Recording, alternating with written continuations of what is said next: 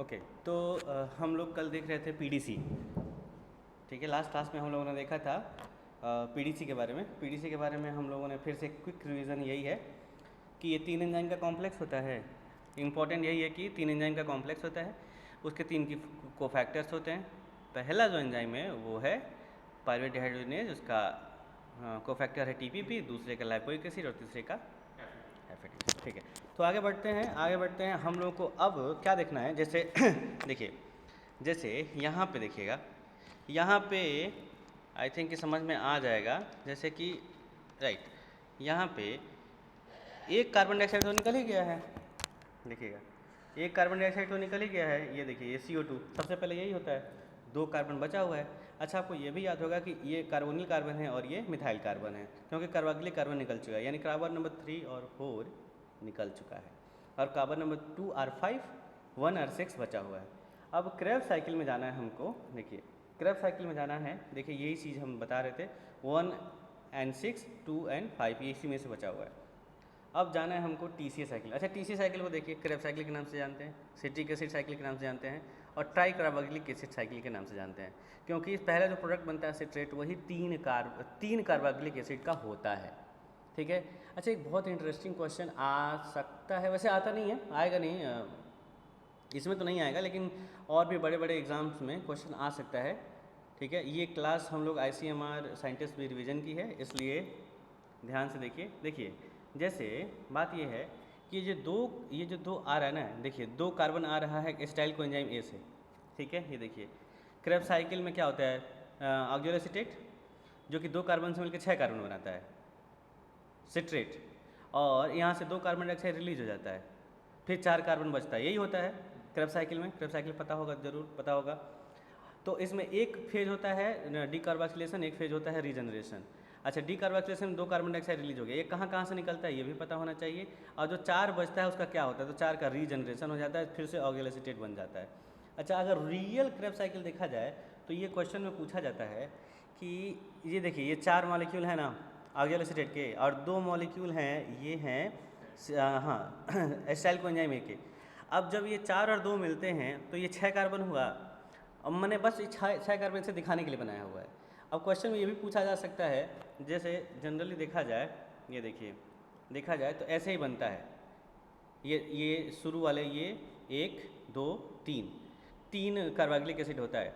तो क्वेश्चन में ये भी आता है कि ये 2 कार्बन आ रहे हैं, वो इन 6 कार्बन में से कहाँ कहाँ हैं।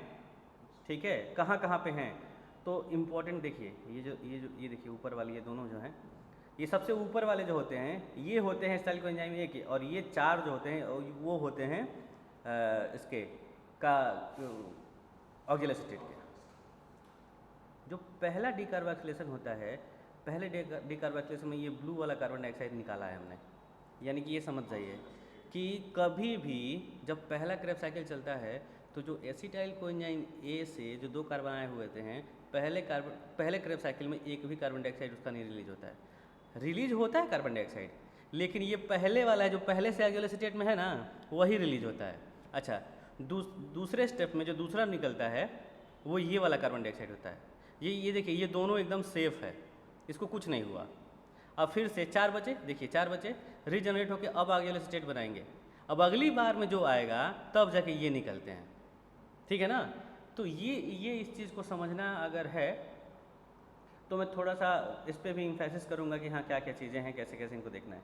तो जैसे जैसे देखिए यहाँ पे, ये देखिए, ये ऑक्सियो एसीटेट है और ये हुआ एसिटाइल कोएंजाइम A। देखिए, ऊपर के 2 कार्बन और ऊपर के 2 कार्बन। ठीक है। अच्छा, पहले क्या होता है कि पहले ये एक इंटरमीडिएट बनता है एसिटाइल कोएंजाइम A, उसके बाद बनता है सिट्रेट। ठीक है। जो पहला स्टेप है, अक्सर स्टूडेंट इस बात को ध्यान नहीं देते हैं, लेकिन ध्यान देना चाहिए। देखिए, जो पहला स्टेप है जिसमें ऑक्सियो एसीटेट से सिट्रेट बन रहा है और सिट्रेट से आइसोसिट्रेट बन रहा है। What is the need of making citrate to isocitrate? क्या ज़रूरत होती है इसको बनाने की?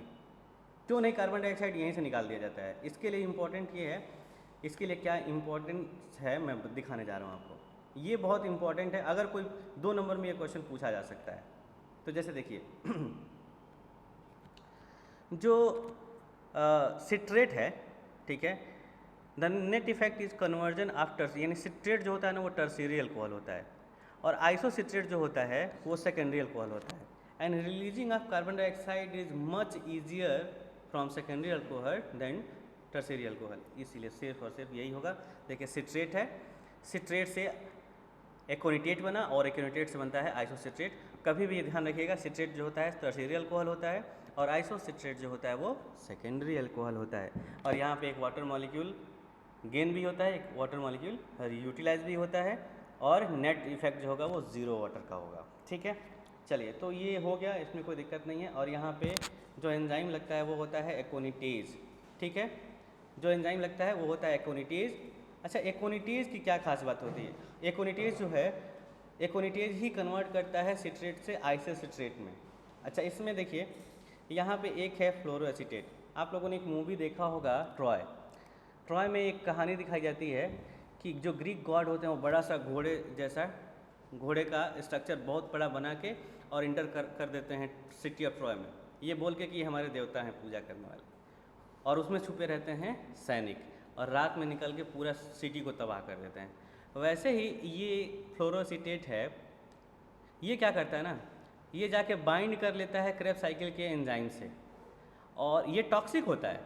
अच्छा, टीसीएस साइकिल के एंजाइम को पता नहीं है कि ये टॉक्सिक है। ये जैसे ही इंटर करेगा, देखिए ये कहानी बस इतना ही है, क्योंकि एग्ज़ाम में पूछा जा सकता है कि फ्लोरोएसीटेट जो होता है वो क्रॉस कर सकता है सेलुलर और माइटोकॉन्ड्रियल मेम्ब्रेन को। In the mitochondria is converted to fluoroacetate. ठीक है, अच्छा, सिट्रेट सिंथेस क्या करता है, फ्लोरोएसीटेट को फ्लोरोसिट्रेट में कन्वर्ट कर देता है, जो कि ब्लॉक कर देता है टीसी साइकिल को। और ये करने का काम देखिए यहाँ पे एकोनिटेज है, एकोनिटेज ब्लॉक कर देता है टीसी साइकिल को। तो अगर कभी पूछता है, इन 2 नंबर में यही पूछ सकता है कि इस स्टेप का इनहिबिटर कौन होता है, तो फ्लोरोएसीटेट होता है। ठीक है, चलिए आगे बढ़ते हैं, आगे बढ़ते हैं। देखिए यहाँ पे आइसोसिट्रेट, हाँ, आइसोसिट्रेट से यहाँ पे बहुत इंपॉर्टेंट है कि आइसोसिट्रेट से कन्वर्ट होता है अल्फा कीटोग्लूटारेट। यहाँ देखिए ध्यान से देखिएगा, छूट ना जाए। यहाँ पे ये देखिए, ये वाला जो कार्बन डाइऑक्साइड है वही यहाँ से रिलीज हुआ है कि नहीं? ये दोनों जो ऊपर वाले हैं ये आए हैं स्टाइल कोएंजाइम ए से, तो इसीलिए सबसे पहले NADH। अच्छा, इसमें भी पूछा जा सकता है, सबसे पहले NADH बनता है। जैसे हम लोग पढ़ रहे थे जब स्टाइल कोएंजाइम ए का फॉर्मेशन PDC में, तो वहाँ पे हम लोग क्या देख रहे थे, सबसे पहले डिकार्बोक्सिलेशन हो रहा था, लेकिन यहाँ पे बाद में डिकार्बोक्सिलेशन होता है। इस बात को याद रखिएगा। ठीक है, आगे बढ़ते हैं।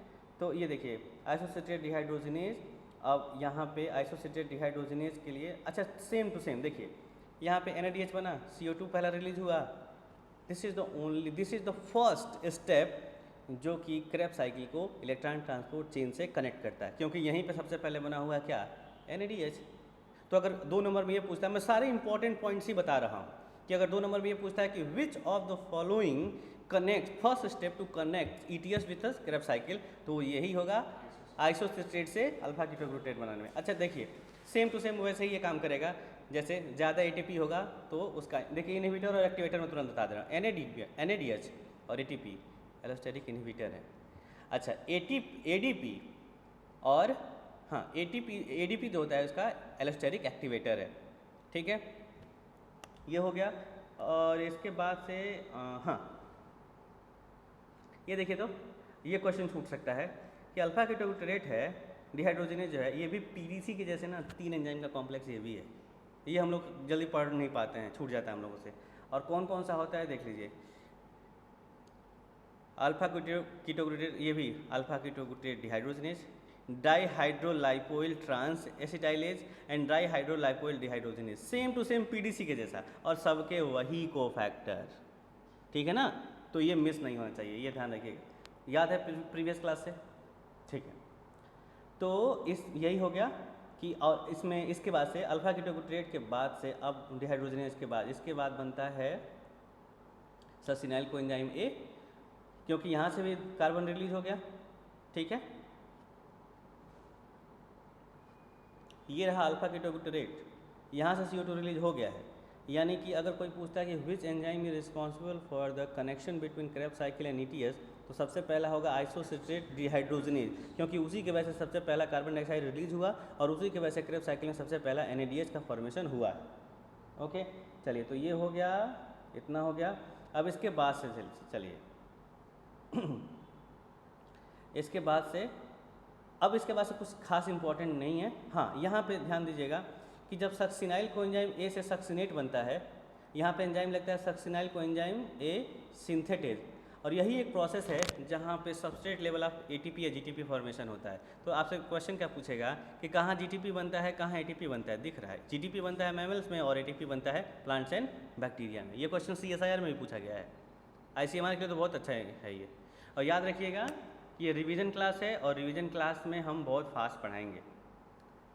अच्छा, ये देखिए, ये 3 का डिफिनीसन, कंडेंसेशन, सिंथेटेज और सिंथेज और सिंथेटेज। कंडेंसेशन में क्या होता है, दो से ज़्यादा मॉलिक्यूल जो होते हैं वो जुड़ जाते हैं एक साथ, ठीक है। सिंथेटेज में क्या है, अ condensation reaction that does not require nucleoside triphosphate. Synthetase में ATP नहीं चाहिए होता है, सिंथेज में ATP नहीं चाहिए होता है, सिंथेटेज में ATP चाहिए होता है, ठीक है। ये हो गया। अब इसके बाद से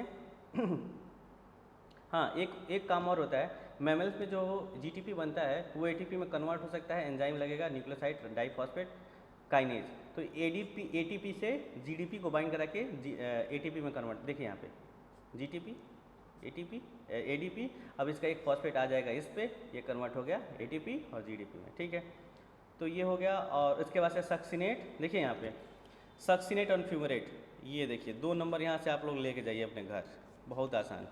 सक्सिनेट डिहाइड्रोजनेज जो होता है ना, सेम टू सेम यही एक ऐसा एंजाइम है जो कि इलेक्ट्रॉन ट्रांसपोर्ट सिस्टम में भी है और क्रेब्स साइकिल में भी है। ये मेम्ब्रेन बाउंड एंजाइम है और ये माइटोकॉन्ड्रिया के मैट्रिक्स के साइड में होता है, ठीक है। आगे बढ़ते हैं, ये हो गया और कुछ इसमें इंपॉर्टेंट नहीं है। फिर बहुत आसान है कि मैलेट से ऑक्जेलोसिटेट बन जाएगा, यानी कि सुनिए यहाँ पे दिया हुआ है ना, सक्सिनेट से फ्यूमरेट बन जाएगा, फ्यूमरेट से मैलेट बनेगा, देखिए फ्यूमरेट से मैलेट बनेगा और मैलेट से फिर बन जाता है ऑक्जेलोसिटेट, एंजाइम लगेगा मैलेट डिहाइड्रोजिनेज, ठीक है। बाकी ये स्क्रीन पॉज करके आप लोग इसको पढ़ सकते हैं, देख सकते हैं। चलिए ओके, अब ये देखिए, बस याद कर लीजिए, इसको कभी पढ़ना होगा तो आप लोग हमारी रेगुलर क्लास करिएगा नेट JRF की, उसमें हम बताएंगे। फर्स्ट देखिए, ये जो कार्बन बचा हुआ था ना, फर्स्ट टर्म में एक भी कार्बन रिलीज नहीं हुआ, सेकेंड टर्म में कार्बन रिलीज होता है। तो कोई पूछता है कि कौन से टर्म में कार्बन रिलीज होता है, तो सेकेंड टर्म में। मिथाइल कार्बन बचा हुआ है, मिथाइल कार्बन रिलीज होता है फोर्थ टर्म में, ठीक है। ये बस ये 2 नंबर के लिए इतना याद रख लीजिएगा, और कोई इसमें इंपॉर्टेंट नहीं है, और कुछ होगा तो मैं बताऊंगा। ये छोटा सा डायग्राम है, आप लोग जल्दी से याद कर लीजिए।